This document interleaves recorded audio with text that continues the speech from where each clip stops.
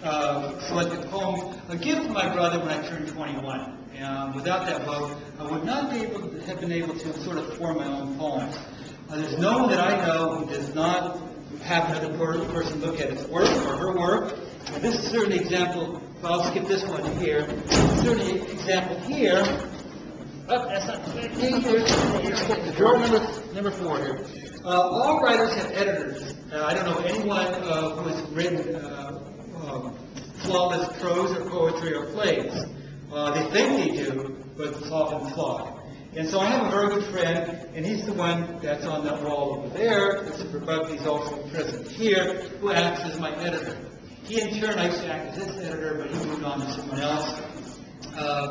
Very good editor, and in turn, for many, many years, I was a good editor for other people's work, but not so much anymore. Okay, so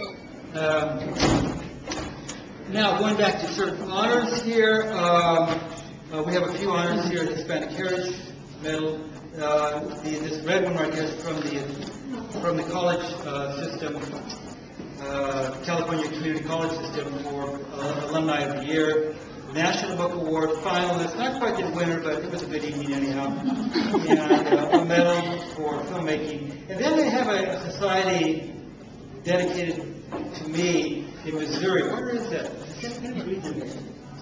Pattonville High School, which is near St. Louis. So I have a Spanish language society named the Gary Soto Society, and that's my soul there, I guess. And a few other things.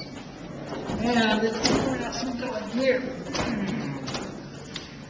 On your left, you'll see I have not exactly an international readership, but I do have a readership that will have books published in Italy, France, Mexico, Spain, and Japan. So I do have an international presence. I don't think anyone's reading the work, but anyhow, the books are available in different languages, and so that makes it kind of wonderful when you know that someone else is reading your work elsewhere.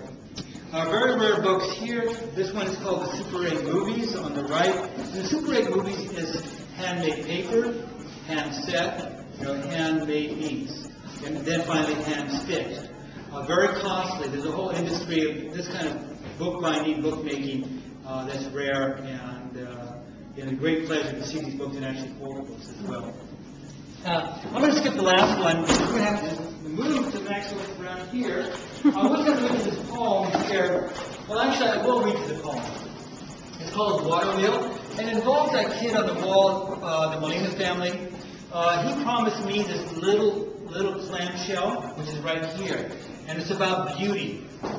I sat with slivers of foxtail in each sock and a stick that stirred rainwater, gushed of a cloud that passed over our house.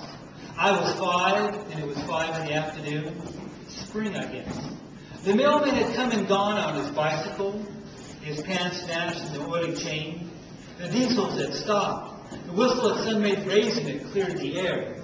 Men the color of sparrows had walked home, father among them, all tired and swinging the lunch pails like lanterns. I was coming alive. Sure, I was cold and my shoes were curled. Sure, my hair was wet and I was beginning to shiver. But I was waiting for Arnold, a boy up the alley. He promised me the Chinese garden and the clamshell. That's it right there.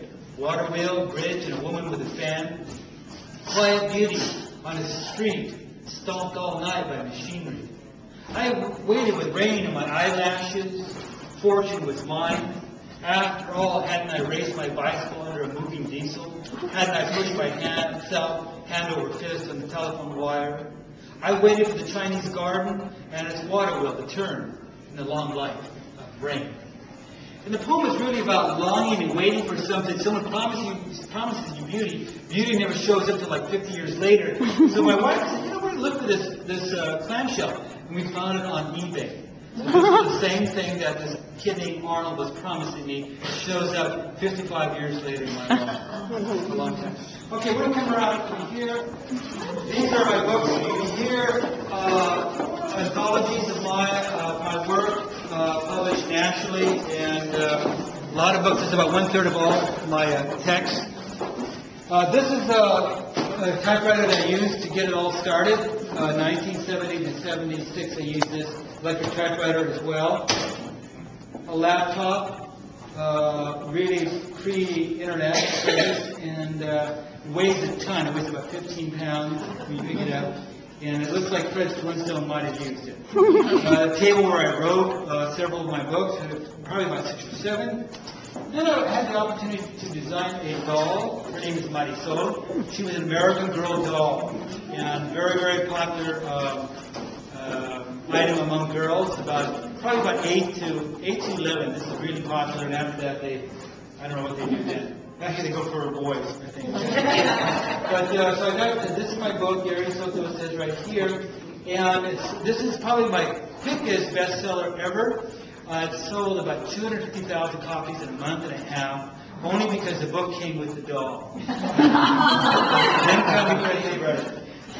This is an approximation of my house in Berkeley, chair where I sat and wrote.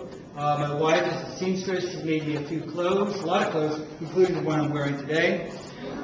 This is Buzz McKenzie from the 80s. He's wearing a shirt my wife made. And there's me with my shirt that I no longer wear. It's not a museum piece. And then you can see this shirt right here, the alphabet shirt, very well known among children, because on the back it says Gary Soto. You can see, look around on the back, it says my name there. No writer writes alone. These are some of my favorite writers. John Galsworthy. You can go down the list here.